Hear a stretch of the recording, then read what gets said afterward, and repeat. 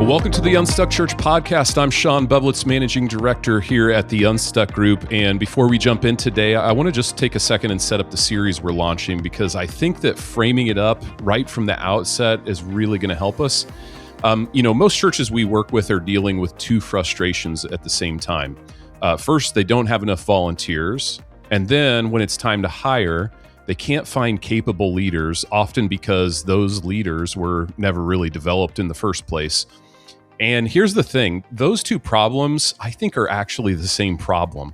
When you're not intentionally developing your volunteer leaders, you're not just short on help for ministry, you're also cutting off your best pipeline for future staff. So in this series, we're going to walk through a practical, repeatable pathway for building leadership capacity at your church from the ground up, strengthening your volunteer bench, developing volunteer leaders from within that bench, and equipping the staff leaders who make the whole thing sustainable over time. Today, we're starting at the foundation, the volunteer bench itself, because before you can develop great volunteer leaders, you have to know how to identify leadership capacity in your volunteers and then intentionally develop them. Before I introduce my co-host for this series, I want to take a second and tell you about our podcast sponsor for the series, the Church Lawyers. Let's be honest, most pastors would rather preach 10 sermons than talk to one lawyer. But here's the good news. The Church Lawyers actually speak your language. This law firm has served thousands of churches of all sizes and denominations throughout the country. They handle everything from church bylaws and employment issues to real estate transitions. They don't have any judgment when they work with you. They won't approach this with legal jargon, just practical, sound legal advice. So you can check out their useful resources and affordable membership options at thechurchlawyers.com. All right, let me bring in my co-host for this series, Jonathan Smith. We've had Jonathan as a guest before on the podcast, but Jonathan is the lead pastor of One Church TO in Toronto, Ontario. And Jonathan's also an Unstuck consultant. Jonathan, thanks for jumping in and hosting this series with me. Before we get too far, I want you to just take a second, tell our listeners a little bit about your church, because I love to hear about the work that you guys are doing in one of the most unique cities in the world, Toronto, Ontario. Well, Sean, thanks for having me back, and I'm excited to do this series with you. This is subject matter we think a lot about, we ruminate a lot on, and we work a lot at. So I'm hoping we can bring something to the conversation that'll be helpful. And as you mentioned, I'm the lead pastor of One Church TO in Toronto, Ontario, Canada, and it's a church of about 75 nationalities, Wow. 5 generations, and it's in one of the most diverse cities on the planet. In fact, 50% of Toronto was born in another nation, and that means that ministry in Toronto is unique but complicated. And I think one of the things that makes Toronto unique, and I think some people are going to identify with this because I think it's happening with increasing rhythms in North America in general, but we are a culture where we don't have a default Christian culture to draw from. So nobody's coming to our church because grandma came to this church. Yeah. So we have to be intentional about everything. If we're going to build a volunteer bench or a leadership pipeline, it has to be done intentionally.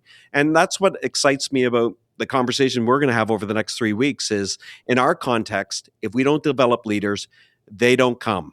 And there's no inherited pipeline. And as I mentioned, I think in North America, increasingly, this is becoming a reality. I just think Toronto got there faster. So I'm excited about the conversation we're going to have together.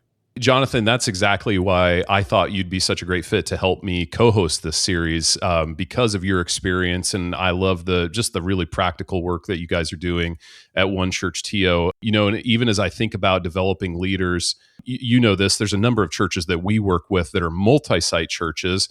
And a lot of those churches are actually looking for opportunities to develop their campus pastors. That's another unique position within the church. And before we get into the content, I just wanted to mention we have a campus pastor cohort that we're launching this fall. It's the first time that we've ever done this specifically for campus pastors, but we're starting it this fall. It's a year-long cohort, and we're inviting campus pastors from multi-site churches of all sizes to join us for conversations around how they can lead their campus better, how they can fulfill their role as a campus pastor in a really unique seat within the church, where sometimes they may feel like they're sitting in the first chair or sometimes the second chair, and trying to discern how do I fill that role best. So we start with a 2-day gathering in beautiful Phoenix, Arizona. That is September 28th through the 30th. So if you're listening to this podcast and you have campus pastors, or you are a campus pastor, would like to learn more about that, you can go to theunstuckgroup.com to learn more about the cohort launching this fall. All right. So let's get in to the content and really just, I want to start with the tension first, Jonathan. Most churches feel the pain of being short on volunteers. I talk to churches all the time. That's one of the headline issues for them, especially if they're in this season of experiencing growth right now. They are doing more with less people. In all churches, both healthy and stuck, it typically takes new people a while to start serving in the church. So you end up going back to the same pool of people to find more help. Our most recent Unstuck Church report, we found that churches had on average 41% of their adults and students engaged in serving, which is actually up from the year before, but it's still not hitting our recommended benchmark of 50 to 55% engaged in serving. Add to that the fact that we found that churches only had one volunteer leader for every 17 people in average attendance. The benchmark for healthy churches is 1 for every 10. And so now we don't have enough volunteers, and we don't have enough volunteer leaders engaged in serving. And some of the healthiest churches I've seen actually have one volunteer leader for every 5 people in attendance. So there's a big gap there. The other gap that honestly is usually a blind spot for a lot of leaders is that they don't have a clear way to look at their volunteers and identify who has the capacity to lead, and then actually do something to develop them. So what ends up happening is the same people, again, we're back to that same pool, get tapped for everything. They get asked to do more, lead more, cover more, and eventually those people will burn out, or they'll just quietly stop serving consistently, or sometimes serving at all. Meanwhile, many church leaders are scratching their head wondering why God only seems to send gifted leaders to some of the other churches in their community, but they lack a clear understanding of the evidences of leadership capacity or a process to develop people once they identify them as a leader. So, Jonathan, you lead a church. You work with churches pretty regularly as well. How do you see it? Well, to be fair to the pastors that are listening, Sundays come with shocking regularity, don't they? Mm-hmm. And yes. when you're immersed in running the church, you're often consumed with what is immediate and urgent, maybe not what is important, like what we're talking about here. Recruiting a volunteer bench and maybe even developing a leadership pipeline feels like a luxury in those states, and when you find yourself at that frenetic pace. And I think sometimes what happens is, as you mentioned, we either overstaff, because it's a quick, easy solution, to be honest. Right. And we begin to put staff members in roles that maybe volunteer leaders could easily do.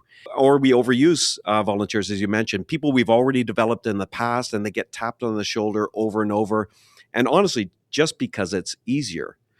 But the more I've just come to believe, the more I've poked around, I've seen what we've done, I've seen where we've been at in past states. I think we don't have a recruiting problem in churches. I think we have a noticing problem. Yeah. Churches have potential leaders already in the seats in front of them on Sundays.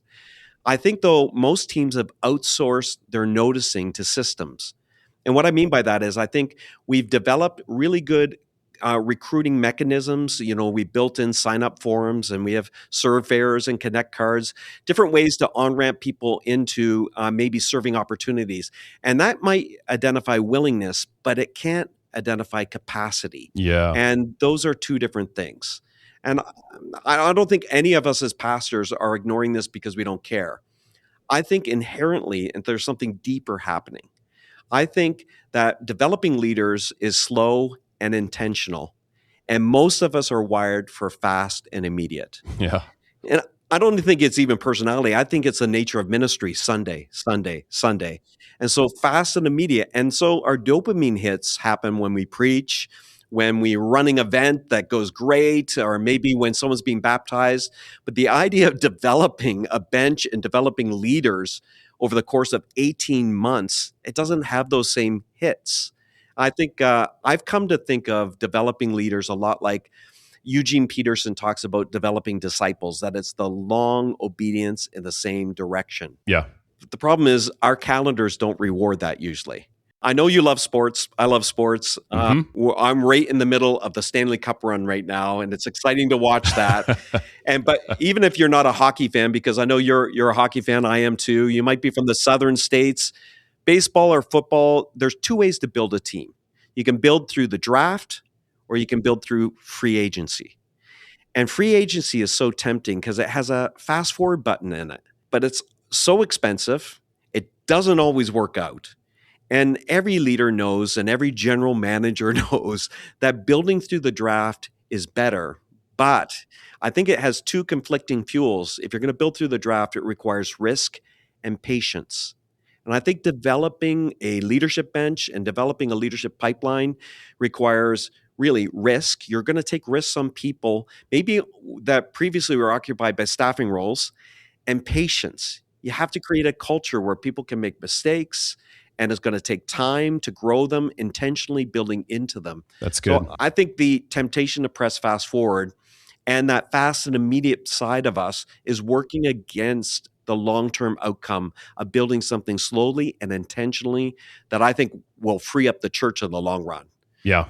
I love a good sports analogy, Jonathan. Yeah, I know you do. I think you nailed it with that one. Me too. Go Habs, go. Yeah, Jonathan, I think you've kind of touched on what part of what makes this so frustrating for pastors. It's not that they don't care about developing leaders or building out their bench. Most everybody does. It's just that they're so buried in that week to week that the volunteer bench strategically doesn't make it onto the agenda. And here's what it costs them in the long term.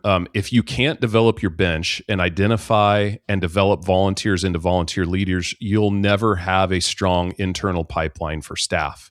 And I talk to a lot of churches right now who are having a difficult time identifying staff.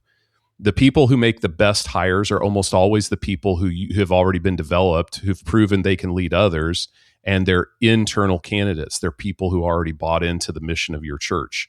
I heard somebody say recently they defined leadership as getting people to do what you're convinced has to be done. And that's not just a staff skill, that's a volunteer skill. And churches that figure out early have a completely different hiring conversation than churches that don't. Jonathan, before we move on to solution, anything else that you would add? I just love that quote, and I love where you're driving the conversation, because I think this is where most of us as pastors live. Like I like that quote part where you just said where it leads to a completely different hiring conversation. I think it's kind of reclaiming the art and really the mission of a pastor to equip people to do the work of the ministry. Years ago, we started because we had a problem in this area in our church. And on their role descriptions of every staff member, the first line says an equip first mentality.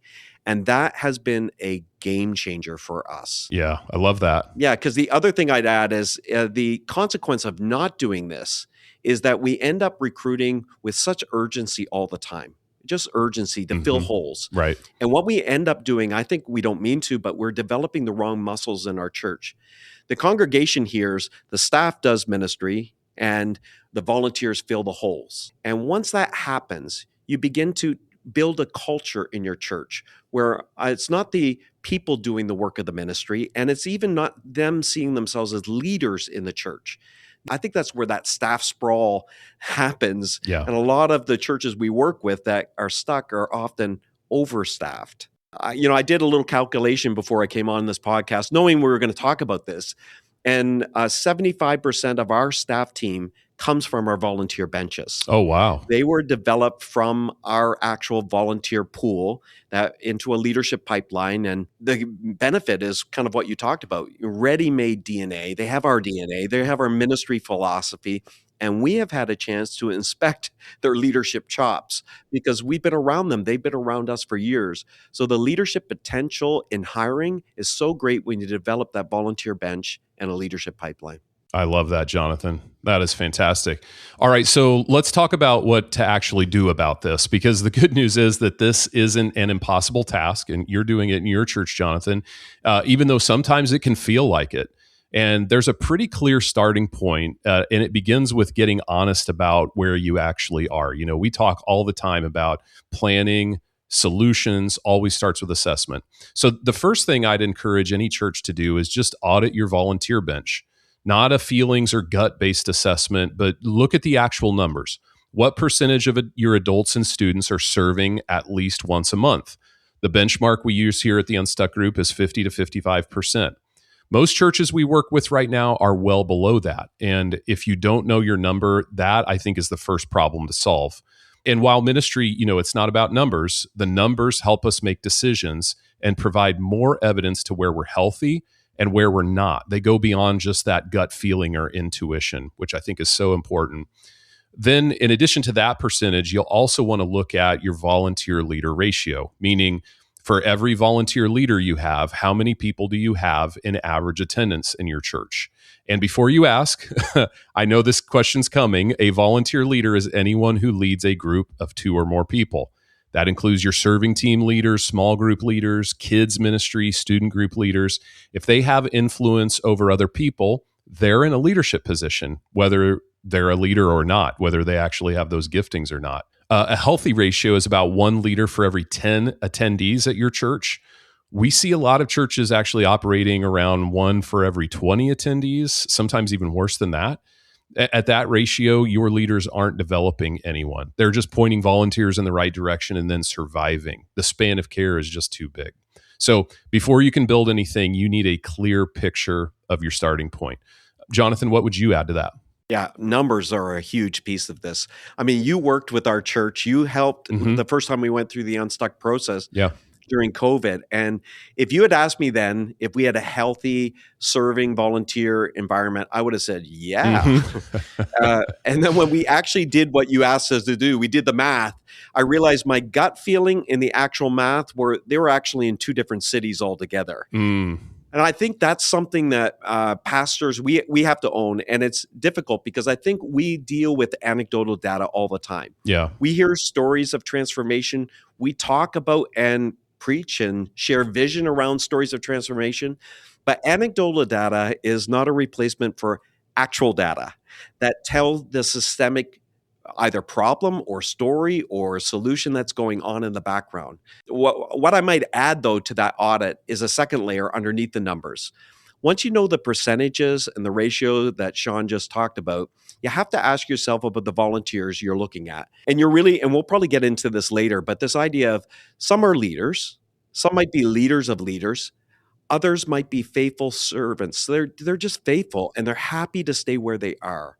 And I think it's important to recognize that there's different categories of volunteers, because if you're treating them the same, that's a huge mistake. I think this might be the most expensive part of church ministry. When we confuse willingness again with capacity. Yeah. Willing people who aren't leaders placed in leadership roles, they will quietly cap the lid on the growth and the vitality of that ministry, often for years to come. That is true. Yeah. Yeah, because in those leadership roles, they're hard to move because they're faithful. Right. These are often just the most faithful people you can meet. They show up, they love Jesus, they love you. And the kindest thing we could have done is have the conversation about capacity before we put them in that place. So getting a read on your numbers and then a read on the volunteer potential, I mean, that's key. Absolutely. And I know now pastors are asking, well, how do we know their capacity? And that's where we're going in this series. So stay tuned. Once you know your numbers and you have a sense of what those are, the next question a lot of pastors have then is, where do you actually find volunteers worth developing? And I think this is where a lot of churches get stuck. They think recruiting volunteers just is about making announcements from the stage and then helping people sign up. And if you do that, you may have a few people raise their hands, but that's not a system. The churches that are really building their bench are doing a few things differently. First, they're making the ask personal, direct, one-on-one invitations to serve. That is dramatically more effective than an announcement from the stage. People want to feel specially chosen, not just generically recruited. And this is usually happening out of an effective first step strategy for people who are newer to the church. If you don't have a good first step strategy right now, go back and listen to episode 388. We talked about one that's really effective there. The second thing, these churches, they're making sure that there are easy first steps from that first steps environment into serving. The barrier to that initial serving opportunity has to be low. It has to be short-term commitment. It has to have clear expectations and have someone there to support them along the way. You're not asking somebody to own a ministry on day one. You're just asking them to show up and give it a try. And it should not feel like Hotel California either. It should not feel like if I signed up once, I'm stuck here forever. We should have opportunities to find new things that we're interested in and that we're good at. And then the last thing I'd add to that, Jonathan, this is the part that connects directly to a leadership pipeline, is they're paying attention to the wiring of their new volunteers. Like you just mentioned, not every volunteer is a leader. Some of them are just faithful servants, and not every leader is a leader of leaders. But there are signals early on that can tell you who has capacity for more. Things like initiative, attitude, how they interact with the people around them. And we'll talk about that more. But the volunteer pipeline isn't just a development tool. It's also a scouting tool. And we'll actually dive into that more deeply next week. Did I leave anything important out there, Jonathan? I think you nailed the three most important aspects of it. Like the personal invitation, I agree. Like the era of recruiting from the pulpit, so to speak, or from the stage, often you get the wrong people showing up in the wrong environments. But what we've done strategically is when we're trying to recruit leaders into things, ministry staff will tap them on the shoulder.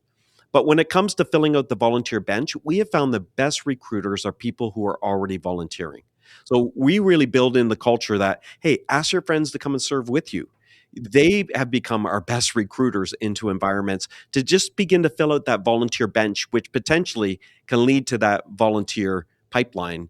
And then, as you said, that low barrier first steps.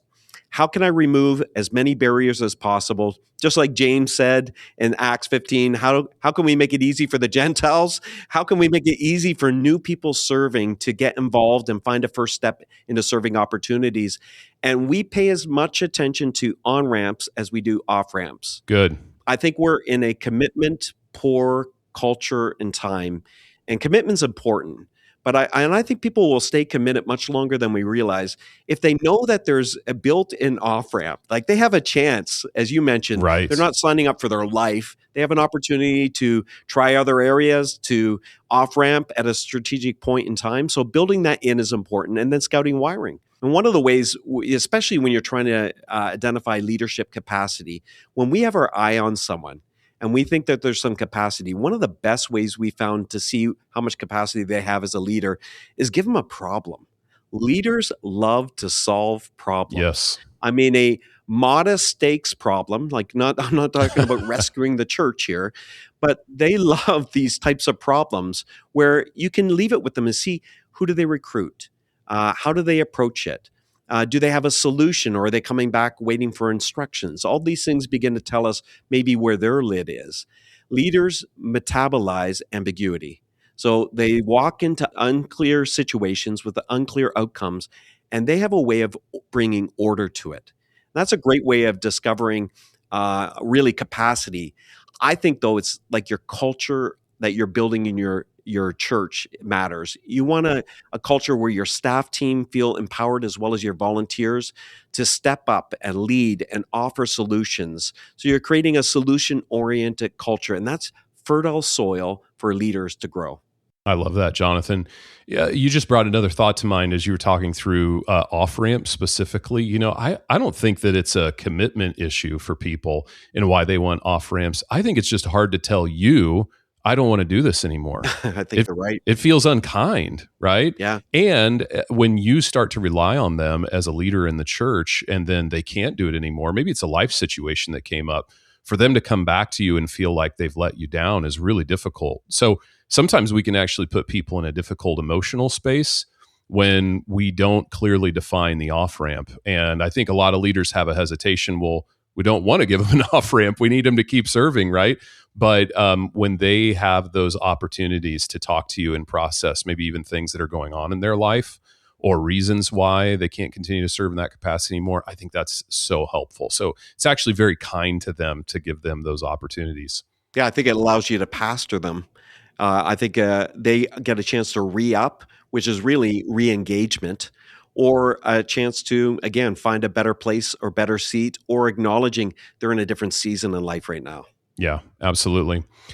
All right, so let's try to wrap this up with some really practical steps for church leaders that are listening today. If you're listening right now and you know this is an area you need to zoom in on, here's what I'd recommend to start with. First, get your team in the room, whether that's your senior leadership team, whether that's your staff, whoever owns ministry leadership in your church. This is not a solo project. You need the right people at the table because the goals you're about to set will touch every ministry area in the church. And yes, I said goals because this only moves forward if you put actual numbers to it. Jonathan, you shared a bit of that with your story. So here's how to find your numbers. Take that average adult and student attendance and cut it in half. So the number of adults and students you have, divide by 2. That's your 50% serving benchmark. And the number of people who should be actively serving in your church at least once a month. Then take your average attendance and divide that by 10. That's how many volunteer leaders you need to support that serving base at a healthy ratio. So once you've done that math, write those numbers down and then write down where you actually are today. What's the gap look like between those two numbers? That numeric gap is the work that you have in front of you. These aren't numbers you'll hit next week. These aren't numbers you're probably going to hit next month. But if your team is focused, intentional, and working on a real plan a year from now, these are absolutely reachable goals. The mistake that I see most churches make is they're treating volunteer development like it would be nice to have option, something that they will get to when things slow down. But Jonathan, you know this, things don't slow down, right? So if you're waiting for a better moment to make this move and to get your volunteer bench to health, this is it right now. What would you add to that, Jonathan? I might add, assign a champion for this. Assign a serving volunteer champion in your organization. We have a guy named Dan Jayaviran on our staff team, and he champions serving throughout our organization. It's not all he does, but he meets with teams. He makes sure that the barriers are low, make sure our systems are working and that teams are using it to help on-ramp new people to serve. And I love how you highlighted goal setting. We've been in a season where we've been identifying just how many volunteers we need for every role that we presently have and the ones we're hoping will emerge over the coming year. And like this year alone, we realized we wanted 100 new volunteers in our ecosystem. So not repeat volunteers, because we only allow people to serve in 2 areas in the church for managing their own health and the rhythms of life, and we want them around for a long time. But we wanted 100 new volunteers. And so Dan went around to each of the teams and saw how many would they own of that goal, and then what were their strategies to recruit people into those goals. And he helped them with that. And that was a fantastic way to catalyze it. In fact, the team, of their own gumption, they put in their staff canteen like a chart with 100 on it. And everyone that recruits somebody into any area, because they're no longer fixated on trying to recruit into their area. I love that. Any area gets rewarded. I don't know what they're doing, some sort of prize system. They gamified it on the staff front. And it's been so motivating for them. So they're recruiting, Next Gen is recruiting into facilities team. Facilities team is recruiting into our worship team. Whoever they come across who wants to serve. We also have a way on our website where you can identify maybe how you're gifted and where you'd like to serve. And those are great tools to help people find their place. But serving's become our number one metric at One Church TO. That's awesome. It's the only one we can measure that has a trickle-down effect. If people serve at our church, they're more likely to give. They're more likely to be involved in community groups. Those other metrics don't necessarily lead to serving. Serving has something about you have heart and energy into the church that you love, and that has a trickle-down effect. So it's become critically important for us. I love that, Jonathan. I want to say thanks for helping me kick off this series. The wisdom you've brought, your experience and your leadership at One Church TO is so helpful in this. And just even what you finished with there, that's where I want to land the conversation today, because we've been talking about volunteers and leadership development. And I know for some leaders that can start to feel like just another initiative to manage, another set of goals to hit, or another thing on their already full plate. But here's what the data of what you were just saying tells us about the people who serve at the church.